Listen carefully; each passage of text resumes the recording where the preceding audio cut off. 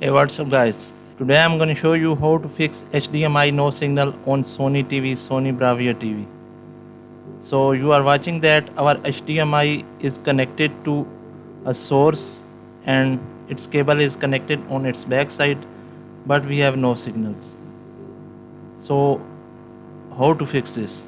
First step is to unplug the HDMI device from the wall socket.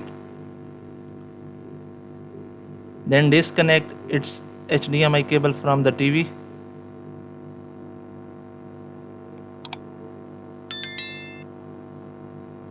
Make sure it is disconnected.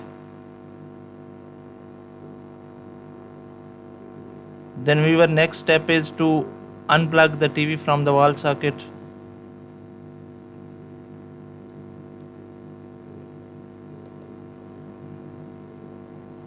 Now the next step is very important.